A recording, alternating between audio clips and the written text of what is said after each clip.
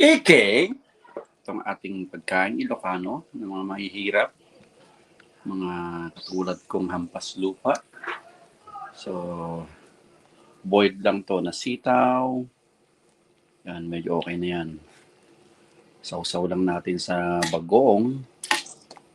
Tapos yung sabaw, yung sitaw, ganyan tinali ko yung sitaw. Tinali. Yan. Half cook lang yan para crunchy. Tapos yung tubig, mamaya, pagkatanggal ko dyan, lalagyan ko siya ng isda. Di ba? Mag-iwan na ako ng konting gulay. Pero mas gusto ko kasi fresh na gulay. Tapos itong talbos na kamote. Itong matindi. Itong matindi. Ayan o. Buong buo. Flowers for you. Sure. Half cook lang yan. And ready na. Hirap pag na-overcook ang gulay. Ganyan lang ang buhay natin. Sitaw, simpleng buhay. Yan. Yan na ang kaya natin kasi. At ma-healthy. Ayan o. Tignan mo yung sitaw ko. Green na green. Tapos yung fresh na kamote ko. Kung gusto nyo ng kamote, marami dito sa bahay. Punta kayo dito. Dami akong kamote. Yan, pwede na yan. Ayaw ko kasi sa gulay yung no-overcook. So, tapos yung sobra. Yan.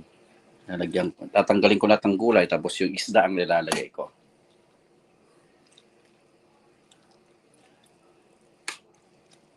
Kasi gusto ko kasi sinasawsaw yan gulay. Yan, ganyan lang mga kapatid. Ito, tatanggalin ko yung sabaw. So, yun ang aking didilidingin na. Yun na kasi yung so, yun ang nalagay. Tambos kamote, kailangan ganyan lang para crunchy. Yung lahat ay fresh.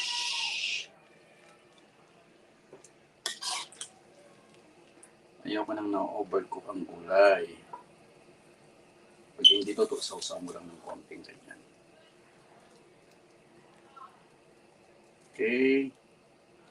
Ayan, gusto ko kasi ganyan, sinasawsaw. Tapos yung yung isa, yung sitaw natin, fresh din, sausaw lang yan. So, ganyan. So, ang gagawin ko, itong isda, lalagay natin dyan. Yan, ang diskarte dyan. Yan. Ganyan. Okay? So, pwede mo na siyang lagyan ng ano. Ginagawa ko, ito. Nor cubes. Konti lang.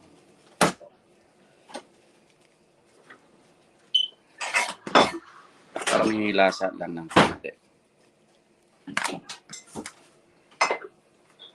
Ayos na yan. Kasi medyo maalat na tong isda eh. So, para makakain naman ng iba. May gulay ka na. May salad ka pa. Yan ang simpleng buhay ni Ka-Iloko. Ito yung ating sasawsaw sa bagoong. Yan, okay? Okay? Thank you, Lord.